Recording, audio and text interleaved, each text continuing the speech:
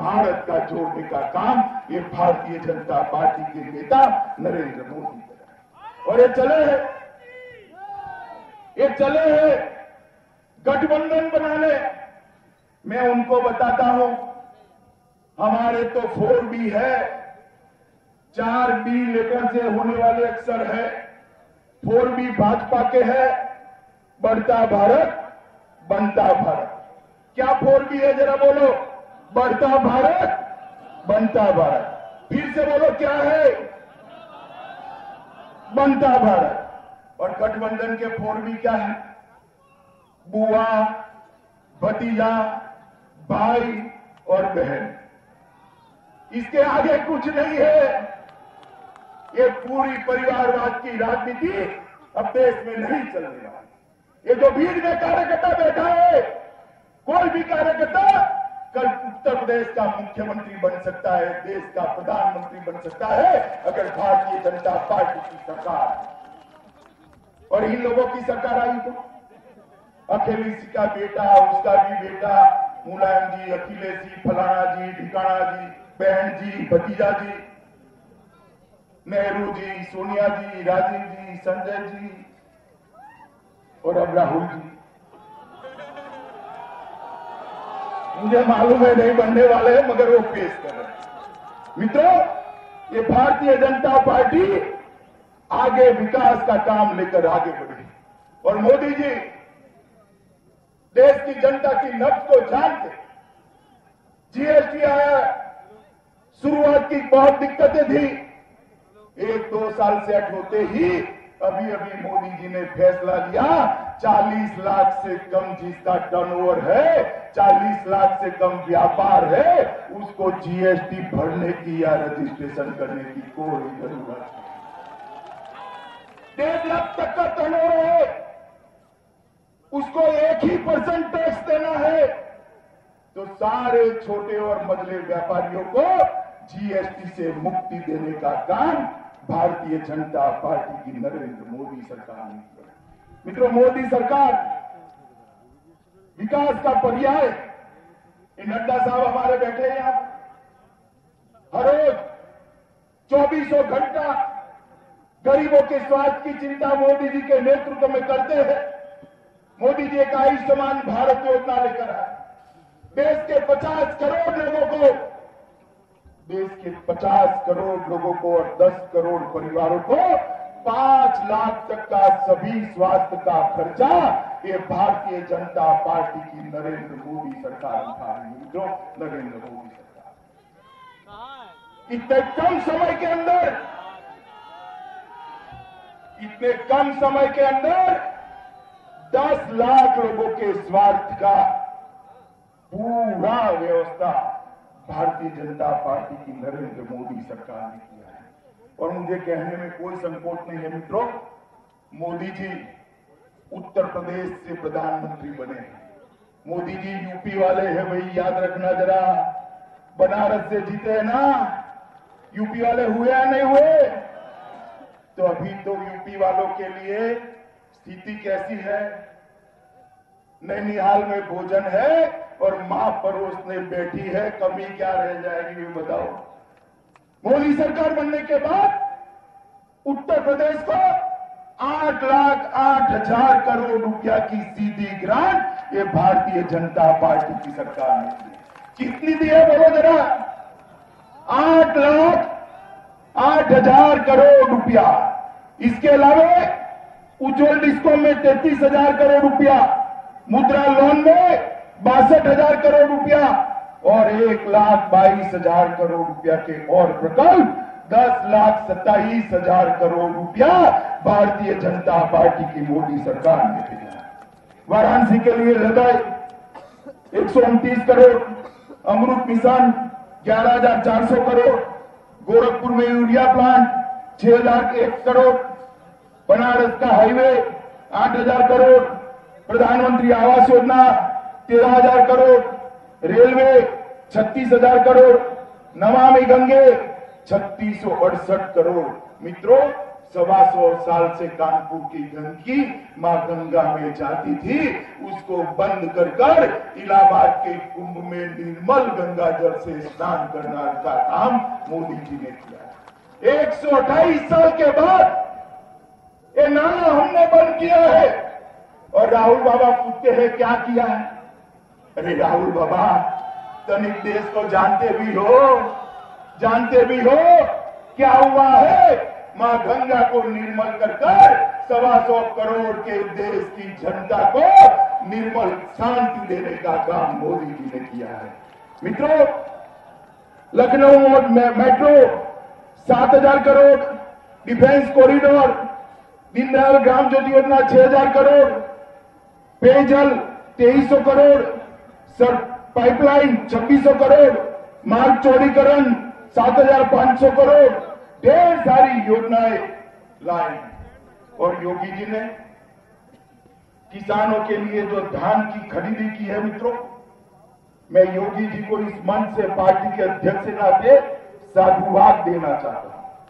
जिस प्रकार से उन्होंने धान की खरीदी की है, ये असंभव है। जब योगी जी को हमारे घोषणा पत्र के क्रियान्वयन के लिए जब हम मिले थे, मैंने पूछा, मैंने तो कह दिया, मगर मेरे मन में भी शंका थी कि योगी जी नए नए आए हैं, इतना धान और गेहूं खरीद पाएंगे क्या?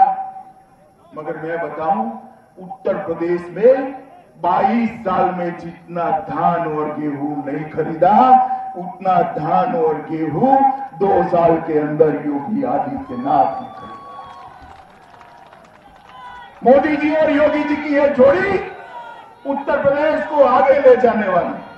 मित्रों, अभी कल मैं कांग्रेस के मित्रों की प्रेस कॉन्फ्रेंस की, राम जन्मभूमि के इश्यू पर अभिषेक मनु सिंह भी प्रेस कॉन्फ्रेंस ले।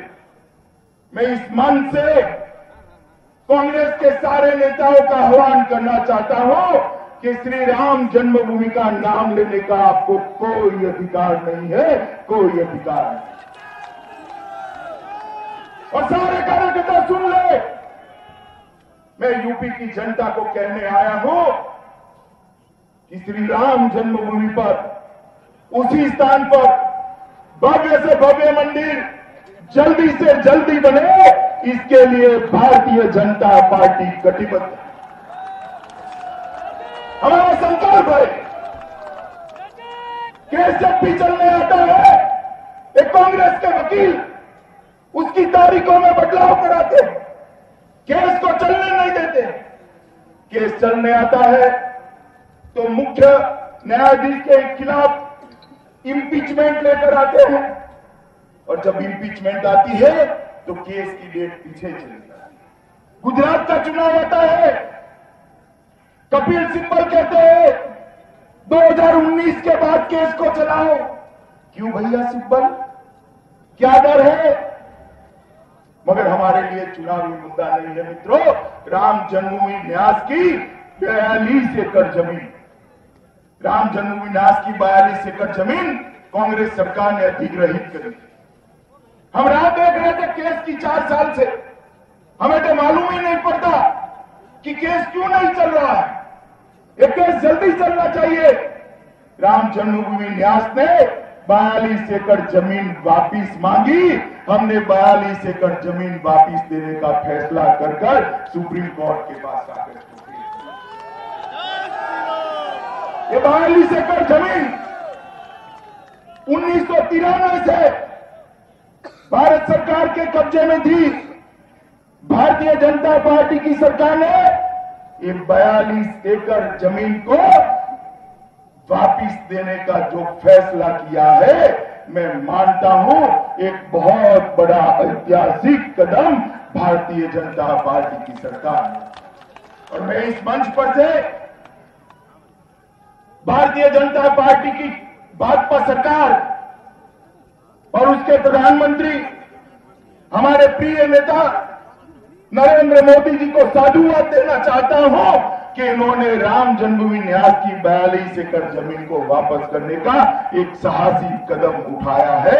और हम आशा करते हैं कि जल्द से जल्द इस केस का निपटारा हो और प्रभु श्री राम अपनी उत्तुंग और भव्य मंदिर के अंदर विराजमान होकर जनता का कल्याण करने के लिए आशीर्वाद। मित्रों, ये जो गठबंधन वाले हैं उनको देश की सुरक्षा की कोई पड़ी नहीं है।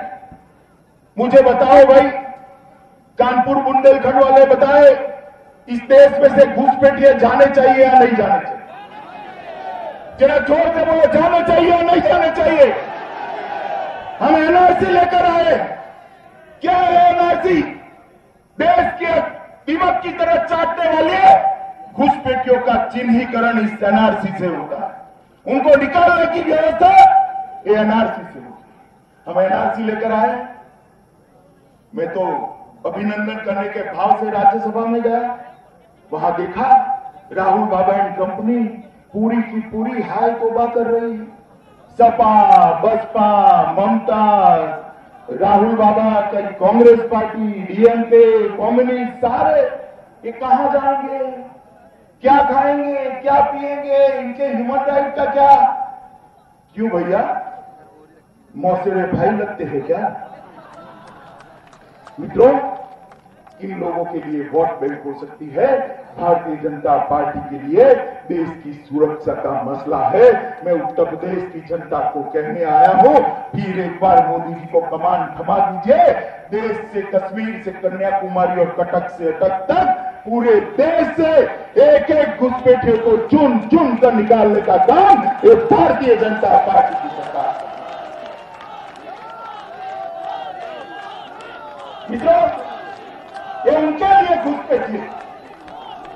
लिए घुसपैठिए वोट बैंक है। मेरे लिए देश की सुरक्षा का सवाल है, देश की युवाओं की रोजगारी का सवाल है, देश के गरीब की भूख का सवाल है। ये सारे मसले घुसपैठियों के साथ जुड़े हुए। और मैं चाहता हूं कि चुनाव में जाने से पहले गठबंधन के सारे नेता एनआरसी के मुद्दे पर अपना रूप जनता के सामने स्पष्ट करें कि आप घुसपैठियों को रहने देना चाहते हो या नहीं चाहते। करना चाहिए नहीं करना चाहिए भाई? जरा जोर से बोलो, करना चाहिए नहीं करना चाहिए? मित्रों, अभी मोदी जी ने एक बड़ा फैसला, अपने समाज के युवाओं को जो आर्थिक रूप से पिछड़े हैं उनके लिए 10% आरक्षण देने का फैसला भारतीय जनता पार्टी की नरेंद्र मोदी सरकार 70 साल से अपने समाज के युवाओं के लिए कोई कुछ नहीं करता था। भारतीय जनता पार्टी ने फैसला कर एक बहुत बड़ा काम किया। मित्रों, 19 के चुनाव के अंदर एक ही नारे के साथ हम चुनाव लड़ने जा रहे हैं। मोदी जी के नेतृत्व में एक मजबूत भारतीय जनता पार्टी की सरकार। गठबंधन चाहता है, बहन जी चाहती है, अखिलेश जी चाहते हैं कि सरकार मजबूर हो। हम चाहते हैं सरकार मजबूत हो। मुझे बताओ, बुंदेलखंड कानपुर वालों बताओ, मजबूर सरकार चाहते हो या मजबूत सरकार चाहते हो? जरा जोर से बोलो, मजबूत सरकार चाहते हो या मजबूर?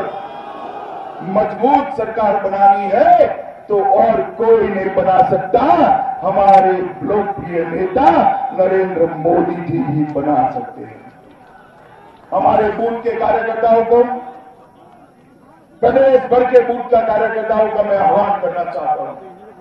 ये लड़ाई न केवल उत्तर प्रदेश, ये लड़ाई देश के लिए महत्वपूर्ण है। ये लड़ाई को जीतना भाजपा के लिए भी जरूरी है और भारत के लिए भी जरूरी है। और मुझे भरोसा है उत्तर प्रदेश की हमारी काडर पर, उत्तर प्रदेश के कार्यकर्ताओं के हौसले पर, उनकी कुनेह पर, उनकी मेहनत पर कि हमारा कार्यकर्ता एक 50% की लड़ाई जीतकर ही वापस आएगा। मगर मित्रों, जीत ऐसी चाहिए कि जब टीवी देखते हो तो विरोधियों के दिल दहल जाए, ऐसी जीत लेकर आना है। मार्जिन ऐसे हो कि दिल की धड़कनें उनकी रुक जाए, सीटों की संख्या ऐसी हो कि उनके दिल बहल जाए। इस प्रकार के विजय के साथ आना है। मुझे बताओ, आप सभी लोग 19 के चुनाव के अंदर जंग जीतने के लिए तैयार है क्या? जरा जोर से दोनों हाथ उठाकर तो बोलिए, तैयार है? मोदी जी को प्रधानमंत्री बनाएंगे, 74 सीटों पर जीतेंगे, यूपी को भाजपा का गढ़ बनाएंगे, यूपी को विकसित प्रदेश बनाएंगे, भारत को समृद्ध प्रदेश बनाएंगे। तो मेरे साथ दोनों हाथ उठाइए और मुट्ठी भींचकर प्रचंड आवाज से बोलिए, भारत माता की, भारत माता की, भारत माता की, वंदे मातरम। भारत माता की, भारत माता की, भारत माता की। भारतीय जनता पार्टी जिंदाबाद, भाजपा जिंदाबाद, माननीय अमित शाह जी जिंदाबाद, माननीय योगी जी जिंदाबाद।